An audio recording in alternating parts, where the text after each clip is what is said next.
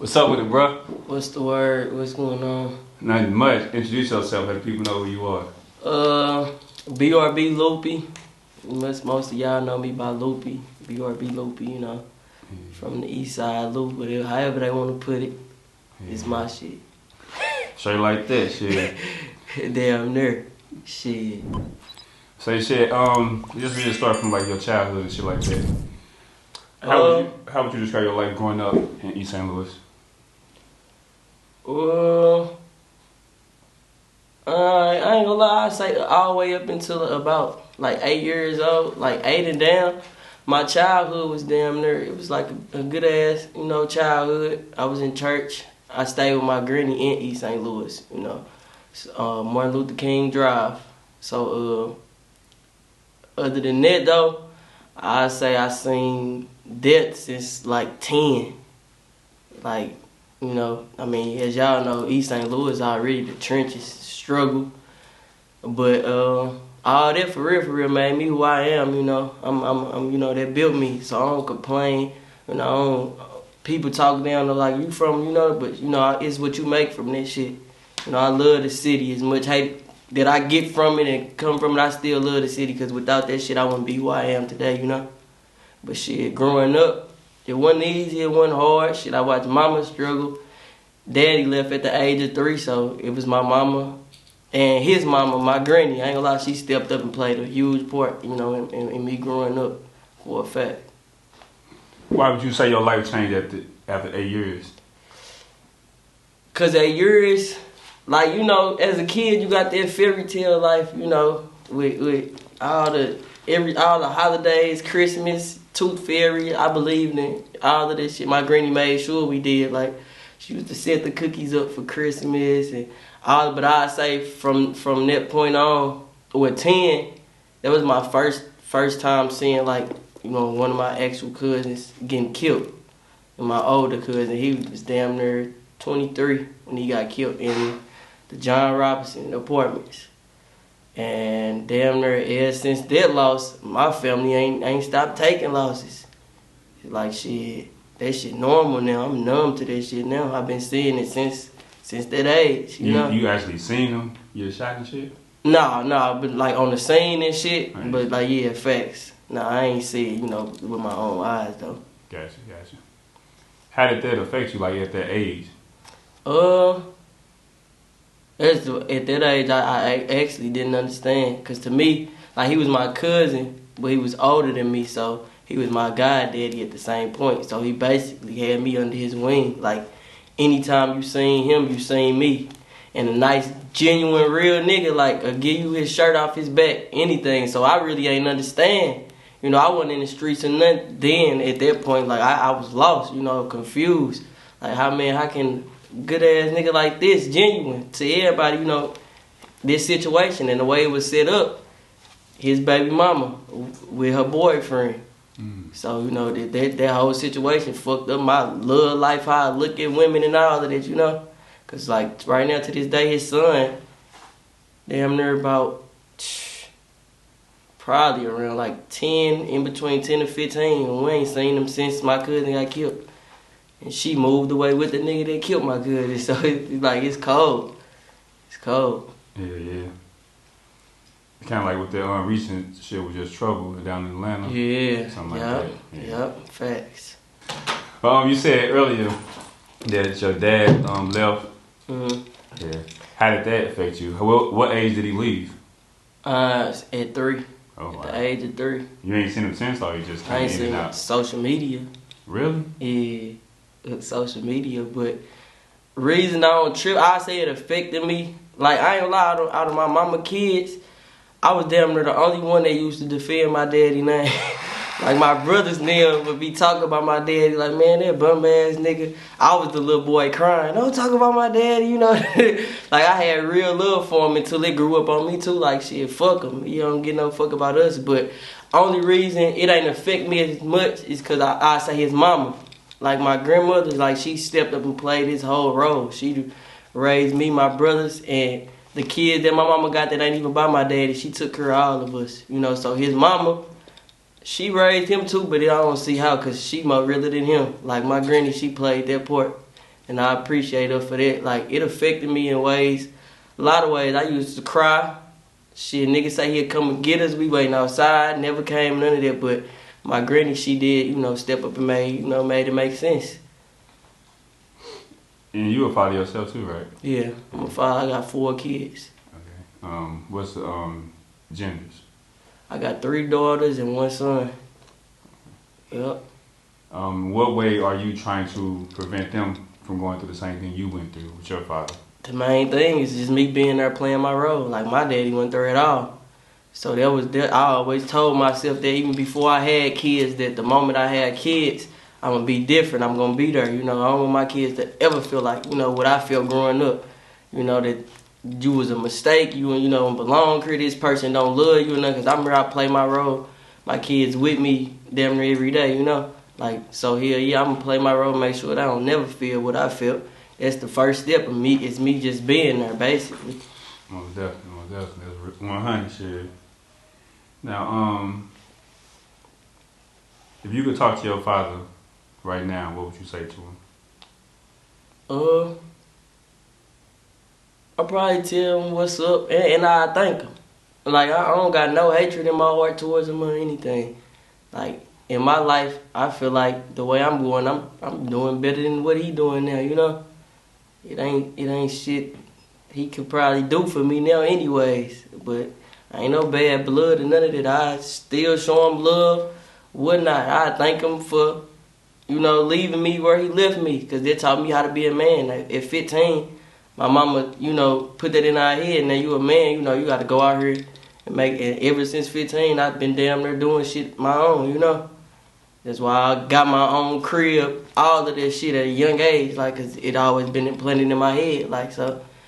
Without him not being there, you know, I feel like I wouldn't have grew up as fast as I did, you know, or became the man I did as quick as I did, you know. That shit helped me too, you know, in a way. So, I mean, it's bad, but still, you know, and it's good to come out of that shit as well. Most definitely. Now, when exactly did you start to make music? Was it when you was in church, you know? I say that because you got like your style of music, kind of like what they call like the singing, rapping. Yeah, type you music. heard the harmony and shit. I ain't gonna lie. Before I ever started rapping, I started in church. 7 years old, me and my brother had a church group together. It was called Children of the Lord. That's what it was called. Me and my little brother, like, he can blow too. He still do the gospel music. But I got choir in church for like seven on up. And then my 4 years of high school, I did advanced choir. And then I say the year I lost my cousin, 2015, 2016, I just tried rapping. And that's what made me, you know, just basically mix the two and try to be as versatile as I could. Because, I mean, I've been singing. Rapping, there's something that just came with it, you know. But singing, I've been doing that since I was a baby. Gotcha. What made you, I guess, trust your career with Untouchable Records? Trust my career with Untouchable Records. See, I ain't gonna lie. At first, I didn't trust this shit. Not that I ain't trust a B or, you know, the record label. It's just, as a young age, motherfuckers heard me singing. Even with doing the gospel music, it was so many people that promised me and my brothers and them so much. Or, you know, we can get you and take you to this studio and, you know, have you doing these shows and da-da-da. But it was most of the shit just motherfuckers filling you with dreams and leading you on. Ain't nobody actually, you know, took the initiative to actually get us or me and, you know, just actually put their time in. But with B, I ain't gonna lie, my friend Mama sent him one of my songs, a freestyle that I did, that Meek Mill ball, that ball we ball, that Meek Mill, I did that freestyle and she sent it over to me. I ain't know nothing about Untouchable Records being none of that. But from the moment when she sent him over, you know, me doing that, he was on my ass, like, knocking at my mama door, my baby mama door. It was times I was lying. Like, I used to be lying, like, tell him I ain't here. Like, I wasn't fucking with it, tell him I ain't here. But he ain't give up on me. And, you know, a person, I seen a motherfucker that actually seen something in me. You know, he real. That's real. You know, he seen something in me before I seen it. And he ain't give up on me. Even when I wasn't trusting and shit and that, he kept coming. He kept knocking on this door, my mama door, my baby mama. Like, he was on it, for sure. So that's what grew that, you know, trust and bond, for sure. Yeah. You see, he was serious versus other people just telling he was on it, for sure. Most definitely. I saw this in, like, an interview where he did with the news where he was saying, like, your music just stood out to him versus all the other stuff he's been saying. Yeah. So I'm sure you're like, man, I need it. Where he at? Facts. Yeah, we're gonna talk about that track "Make It Home." Okay. With Mark Q. Yeah. Basically, I think they presented the record to me. I think Mark Q already had his hook on there, and then Kevo like laid down a little reference type shit of just how the cadence should be. And he sent it to me, and I damn near just put my life and shit into words. Like, all of that shit I'm saying is actual facts. Me losing Kashan in the high-speed chase, you know, the police, what they do on our side of town. All of that, man, it's real life. Like, everyday shit, a nigga pray to make it home. I got shot 5 times. I ain't never expect, you know, I ain't think I would be shot. You know, I knew about the street shit and all that, but that's why the song means so much to me. Even though it's hella old, I still go back and listen to it, and it give me chills. It's like, man, this shit, you know, real life. And before I got shot and all of that, it was before you got shot. We acted the shit out in the video and shit, and then it's like it happened, like on some shit. Yeah. That was like back in July 2020. Yep. And you got shot October. Yep. For a few months after that. 2 months after, yep. Yeah. Can you go back to that day that I got shot? Yeah. And like just like describe what you remember from that day. See, I had a rental, but B made me take my rental back. So if he ain't had me take my rental back, I feel like I would have never been in the court with nobody anyway. But nah, you good though. But nah, though, from that day, my cousin, me and like 2 of my cousins, we got dropped off at my apartment. I was staying in an apartment at the time in Afton, Missouri. That morning, mind you, my daughter's birthday was October the 21st. I got shot the 14th, October the 14th. So, but my cousin and them, they spent the night with me, but I woke up and they was gone. So I'm calling them like, man, y'all just left me, you know. Damn, I'm trying to get outside. I ain't trying to sit in the house or none of that. It's damn near like 11:30 in the morning, early. He sent another one of my cousins and his friend to pick me up type shit from my apartment. And we went from my apartment to that Zoom gas station downtown. My cousin got out the driver's side and got in the car with his bitch. And my other cousin got in the driver's seat. I got in the passenger seat. My cousin friend behind me type shit. And my cousin pull off with his bitch, go his way. We pull off, and like I said, we got like 2 minutes down from the Zoom and stopped at the stoplight. I was rolling the wood, looking down. I wasn't paying attention to shit, and I just heard shots. I didn't even know I was hit until I tried to move my leg. My shit was like numb. It felt like my shit was off, like it was gone. And that's when I knew. I'm like, man, I'm hit. And from there, I seen me getting my shots in my stomach. All this was damn near a puddle. But I had on a black shirt, so you couldn't really see it, but I felt it. Then we was damn near stuck in the car. I don't know if they hit the gas line or what. The motherfucker wouldn't start back up or nothing. So my cousin then pulled off with his girlfriend. We just called him, and he rushed back. And him and my other cousin carried me from the other car into his car and rushed me to SLU. And going to SLU, I think he went on the wrong side or something, and the people tell him, like, this the wrong side for that. But he still just dropped me off, like, he just dropped me right there. And I heard him talking and everything, and the last thing I remember is me telling him that I couldn't breathe. Everything went dark, like I couldn't see shit, and I just felt like my breath, like getting, lighter, and I was telling him I couldn't breathe. From that point, I don't remember nothing from that point until I woke up. Yeah. Just from the sounds of it, was it something just randomly happened, or? Damn near just some shit some other people had in the car with me going on. So, you know, wrong place, wrong time. Facts. Yeah. A few, almost like 6 months later or so, you dropped the Blessing. Yeah. Yeah. What would you say your biggest blessings from having a second chance? My biggest blessings. First, I'm gonna thank God for allowing me, you know, to still be here. You know, there was me being able to, you know, still wake up and see the light of day and all of that. It's the main blessing.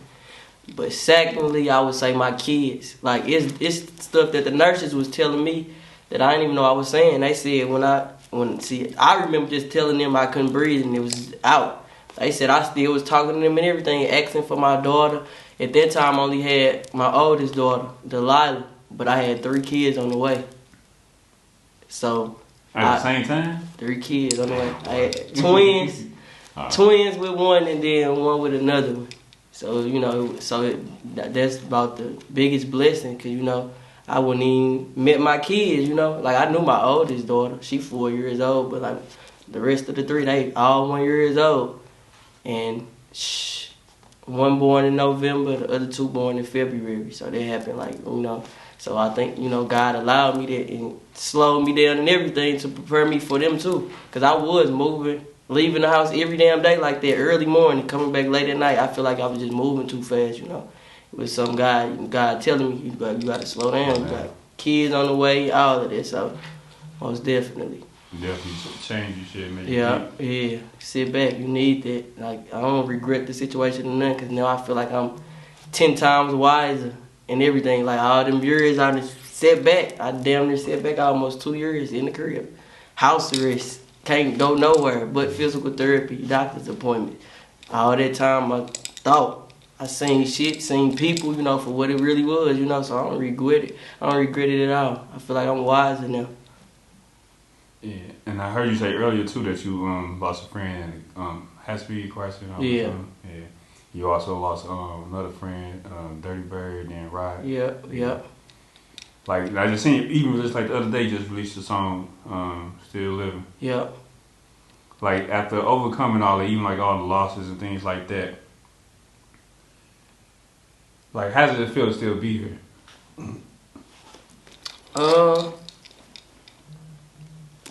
I just feel like I'm destined, you know? Like I know I'm not the only person that go through stuff or go through things, but I honestly don't think I know nobody that has been through as much as me and my people's been through, you know? Like, that's why I say now when it comes, I get a phone call saying somebody dead, I probably don't even cry no more. I'm net numb to this shit, like, so we used to this shit damn near. We done lost motherfuckers same months, right back to back, you know, the next year, we done 5 losses in this year. So, I mean, that being said, I know it, God got a purpose for me, you know. He ain't saved my life, you know, just to keep me here. I feel like to keep struggling and all of that, I feel like it's definitely a purpose. God got a bigger plan for me and my family. But you got to go through the storm for the rainbow and all of that. Sure. So, you know, I don't regret it. I just feel like it's there. It's made for me. That's gonna help me. It give me more to talk about. Everything, you know. My life really a movie. Like we gonna put this shit in a movie for real though. But nah, I think that's just it's gonna get me further in life, regardless of the losses and all that. I feel like my win gonna be 10 times bigger. Well, I hear you keep saying that you became numb to it, like all the deaths and losses and things like that. Prior to you getting shot, was it ever a point where you thought that you were gonna pass away? Damn near. I did at a point. It was, I ain't gonna lie, me getting shot damn near was a hard process. I had like 3-4 surgeries. I was in and out the hospital like 3-4 times. I wasn't even supposed to be in the hospital that long. October, November, December, January, think I left in February, so I was in the hospital down to 5 months in and out. In the midst, like dealing with the pain and all of that, it was times I feel like, man, this shit ain't for me. Like I'd rather, just been, But I used to be depressed, a whole lot of shit, sitting in the dark room by myself. I ain't want no light to come on. I ain't want no motherfucker coming there bothering me. None of that, And so I just, like, it's somebody that done went through this shit and ain't survived at all, So I gotta be grateful that God blessed me with this second chance, that I still can get up. I still can go outside and, see light and all of that. Like, recently, my brother just got shot in the mall, publicly. Got shot in his eyes, can't, like, nothing. And that's what he told me, bro, you still got your eyes. I used to, house arrest and all that, it had me like I was in jail for real, like I was caged. I didn't want to go outside or none of that, even though I could. Like, I ain't say I couldn't go outside my house, I just couldn't leave that motherfucker. He told me, like, bro, I can't see it all. Go outside and see that. Like, you still, you got your limbs and all of that. It's people that can't do this shit at all. And we don't know that until you get to that point. Like me, my leg. I ain't wake up and thank God every day that I still got my limbs to walk or still got my arms to turn on the light and all of that. Until you lose it, you're gonna realize it's bigger things than asking God for money and it, man. You gotta be thankful for the smaller things that you can open your eyes, that your limbs still attached to your body to do this, because it's people that can't do it at all. Like nothing. So, but yeah, it definitely was a point. I wouldn't say times. It was a point for sure. I thought, damn near, yeah, it was over with. But I'm far from that now. Sure. Moving forward with the rest of the year, do you have any plans? Like album, mixtape, EP or something? Yeah, most definitely. Usually, well, my whole career I ain't did nothing but singles. Yeah. Like all singles, but yeah, I do plan on doing either an EP or a small mixtape and having a release party. The main thing, at first I couldn't really move at all because of house arrest, so that was my main issue, getting off house arrest, and I damn near wanted to move away. I don't see no purpose, or it ain't shit here in my point, but my family. But other than that, like, I do plan on going where I feel like I'll get further away from here, So I do, like, once this house arrest and shit is completely wrapped up and all of that, it's damn near my plan. Like, I got enough songs to drop an album right now. Like, I got so much unreleased shit that we just sitting on. So it's like any day if I wanted to drop an EP today, mixtape tomorrow, album, I could do that, So it's definitely in the making. We're gonna do a good release party, private invite and shit like that. It's definitely coming. Most definitely. Outside that, you have any last words you'd like to share? Any shout outs, anything? Man, I just want to thank you, for rocking with me, man. Views of the Arch. I thank all my fans and everybody who genuinely, rock with me. Everybody who know Loopy as, Loopy. The original me, and all the people that just fans that know me as BRB Loopy. I appreciate y'all. And I thank y'all so much, man. Anybody who rockin' with me, I genuinely love y'all and I fuck with y'all for a fact. Yeah. Shout out to our social media. Let them know they can find you. BRB Loopy on all platforms. Like, this literally everywhere. Anywhere you type it in there, you gonna find me.